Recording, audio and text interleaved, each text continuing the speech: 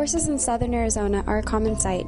The Tucson community is home to many cowboys, ranchers, and farmers, and horses play an important role. However, with the cost of hay and feed growing too high, expensive vet bills, and the monetary realities of owning a horse setting in, some horses are getting left behind.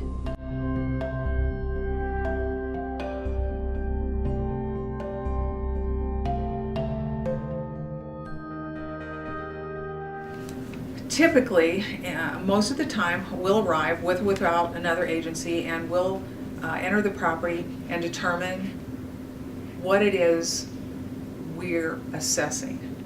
Is it, because animal abuse has many forms. Many factors affect how horses are treated in abusive situations. Sometimes it is caused by a lack of education about proper horse care, vet care, and necessary feeding. Sometimes the cost to take care of the animal is too great. Sometimes physical abuse towards the animal is a factor. Horses are animals of prey. They're not predators. So when a horse is standing in an enclosed area with nothing to eat or drink, and most often it's nothing to eat, they tend not to try to break out of their enclosure. They'll just stand there and starve to death. They'll perish. Blair Worthington, University of Arizona student, witnessed firsthand the abuse of a horse in a Prescott stable where she housed her own. The animal was beaten by the owner's boyfriend, verbally abused, and mistreated. Worthington fed the animal and reported the case to the Department of Agriculture Livestock Department, but nothing was ever done. The horse was eventually taken by the owner, and Worthington never knew what happened to the animal. And there's no third-party organizations that can come in and help out these horses. It's just the Department of Agriculture. And because horses are livestock, that means that people can basically do whatever they want with them and get away with it. It's 2013. We don't live in a society where it's okay to abuse animals anymore. And it really shocks me that there's still places like that where it's completely okay. While cases of abuse can go unreported or unresolved, organizations statewide to help rescue the animals that they can.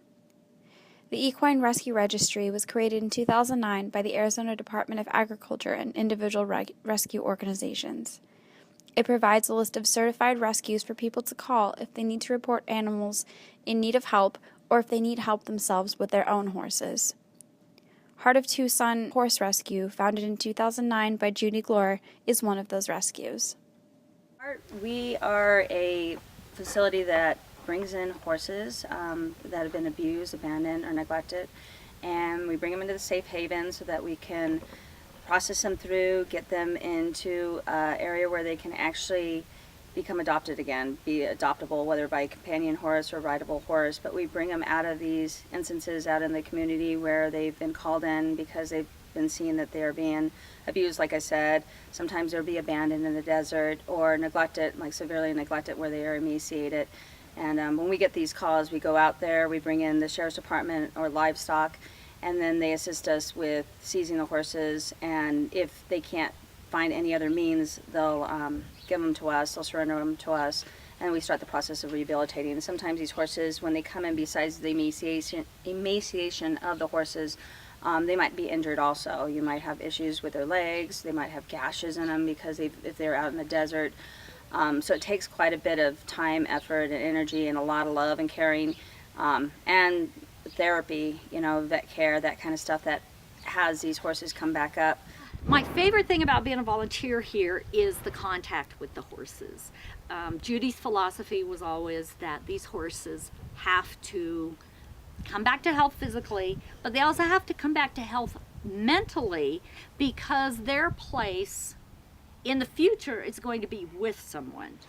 The big thing, I think, is that always gets me is seeing the light come back in their eyes. You bring them in and they've given up.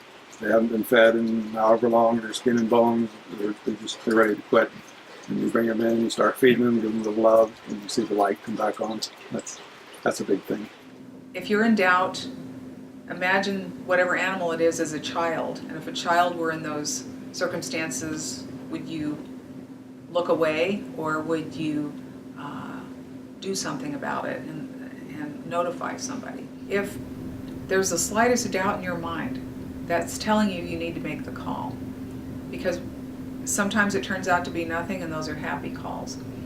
But sometimes you save an animal needless suffering and possibly death if you just make the call or the email or whatever it is, notify someone. So it's really important that you have a place to bring horses if you need to report horses that are being abused, and that they have a place that's like a sanctuary, you know, at least temporarily, that we can bring them in and rehabilitate them. I think it's so important to have an organization like this to protect these animals when nobody else will.